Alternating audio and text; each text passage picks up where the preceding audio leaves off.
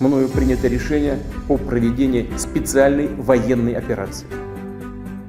Keputusan Rusia untuk melakukan operasi militer khusus di Ukraina memicu eskalasi ketegangan, bukan hanya di antara kedua negara tetapi di dunia.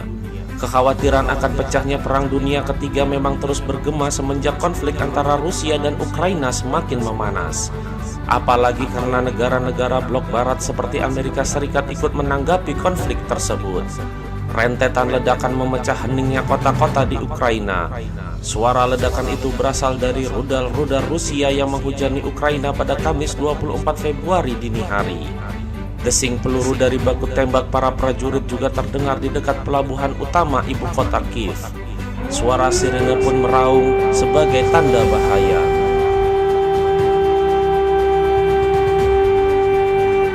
Tanpa ampun, serangan yang digencarkan Rusia ke Ukraina dilakukan lewat darat, udara, dan laut. Invasi ini merupakan serangan terbesar sebuah negara terhadap negara lain di Eropa sejak Perang Dunia Kedua. Namun benarkah konflik Ukraina dan Rusia bisa berujung pada terjadinya Perang Dunia Ketiga? Lantas harus seberapa khawatir dunia terhadap potensi perang yang terjadi di Ukraina dan Rusia? Mari kita bahas bersama di video ini.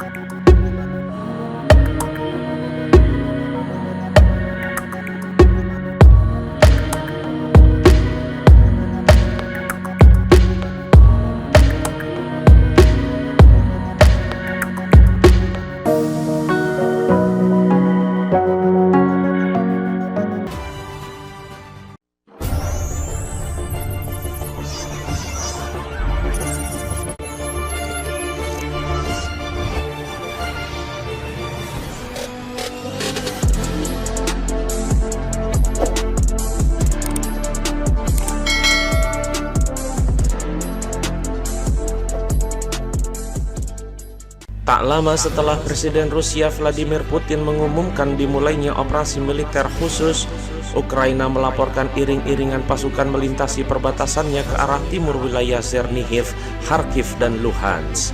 Pasukan lainnya tiba dari laut di kota-kota Odessa dan Mariupol di bagian selatan.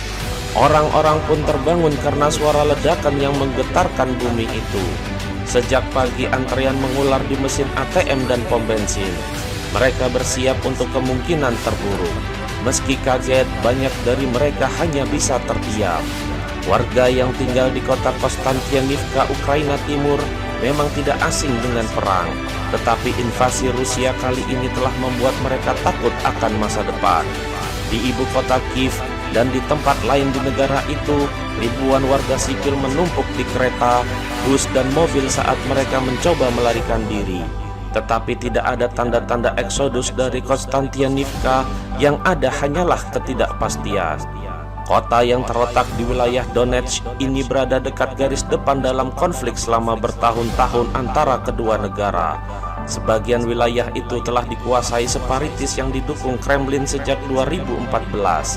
Sementara sisanya, termasuk Konstantinivka, dikendalikan pemerintah Ukraina.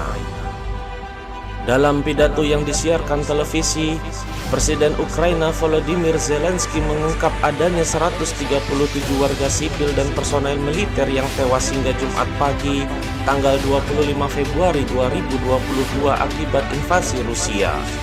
Selain itu, 316 orang lainnya dilaporkan terluka. Sementara itu, hampir 50 tentara Rusia telah tewas. Semua penjaga perbatasan di Pulau Zmini di wilayah Odessa juga tewas saat invasi Rusia hari pertama, Kamis 24 Februari. Zelensky mengatakan, meskipun Rusia mengklaim hanya menyerang sasaran militer, nyatanya situs sipil juga telah diserang. Mereka membunuh orang dan mengubah kota yang damai menjadi sasaran militer. Itu hal busuk dan tidak akan pernah dimaafkan, ucap Zelensky. Layanan penjaga perbatasan Ukraina pada hari sebelumnya melaporkan bahwa pulau itu telah dikuasai Rusia. Selain itu, pasukan Rusia juga telah merebut pembangkit listrik tenaga nuklir Chernobyl. Chernobyl menjadi salah satu tempat penting dalam perang antara Rusia dan Ukraina yang kian memburuk. Pasukan kedua negara saling bertempur memperebutkan situs nuklir tersebut. Kini Chernobyl telah dikuasai militer Rusia. Saat mengambil alih Chernobyl, pasukan Vladimir Putin menghadapi gempuran pasukan Ukraina dari 3 sisi. Setelah Moskow melancarkan serangan melalui darat, laut, dan udara. Ada sejumlah alasan Chernobyl yang dikelilingi bermil-mil tanah radioaktif sangat diperebutkan kedua negara. Salah satunya karena Chernobyl berada di rute terpendek dari Belarusia ke Kiev, yang juga sesuai dengan jalur serangan bagi pasukan Rusia saat menginvasi Ukraina. Mengambil alih Chernobyl adalah bagian dari rencana Rusia. Dalam merebut Chernobyl, analis militer Barat mengatakan Rusia hanya menggunakan rute invasi tercepat dari Belarus, sekutu Moskow, dan menjadikannya lokasi penempatan pasukan Rusia ke Kiev.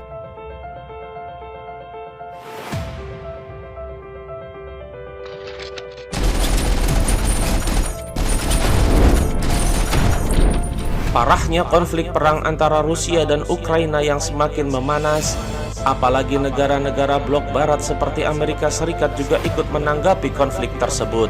Apakah akan memicu terjadinya perang dunia ketiga? Melansir BBC, rupanya hal ini kemungkinan besar tidak akan terjadi. Pasalnya, tidak peduli seberapa besarnya konflik di perbatasan Rusia dan Ukraina, NATO tidak pernah terlibat untuk berkonfrontasi langsung. Malah Amerika Serikat dan Inggris langsung menarik kekuatan militer mereka setelah Rusia terlihat mulai membangun kekuatan untuk menyerang Ukraina. Ini baru menjadi perang dunia kalau Amerika dan Rusia mulai menembak satu sama lain, ujar Presiden Amerika Serikat Joe Biden.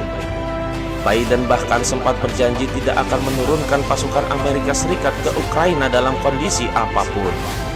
Kendati demikian, blok barat masih menyimpan kekhawatiran Rusia benar-benar melakukan invasi skala penuh terhadap Ukraina. Kekhawatiran itu sedang terjadi sekarang, meski Presiden Rusia Vladimir Putin menegaskan bahwa negaranya tidak berniat merebut wilayah Ukraina.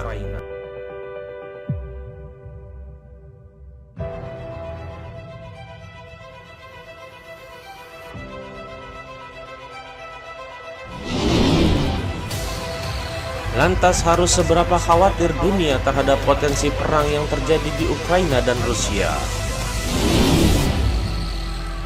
Sejauh ini kekhawatiran terbesar apabila pasukan militer Rusia sampai mengincar negara-negara anggota NATO. Sebab berdasarkan artikel 5 NATO, seluruh negara blok barat harus ikut membantu pertahanan negara lain yang sedang diserang. Sementara itu Ukraina bukan bagian dari negara NATO. Upaya bergabungnya Ukraina ke NATO ini pula yang memicu terjadinya ketegangan dengan Rusia. Meski selanjutnya dipengaruhi oleh berbagai faktor lain termasuk dukungan Kremlin terhadap kelompok separatis di timur Ukraina. Namun negara-negara di sekitar Ukraina seperti Estonia, Latvia, Lituania, dan Polandia adalah bagian dari NATO.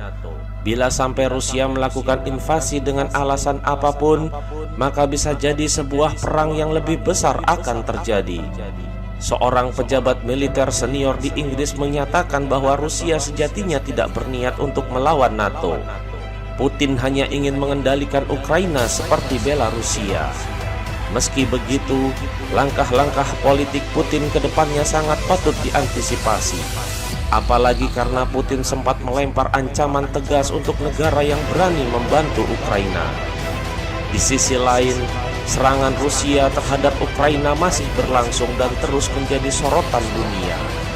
Dokumentasi serangan yang terjadi di ibu kota Ukraina, Kiev, serta sejumlah wilayah lain seperti Kharkiv turut meramaikan media sosial.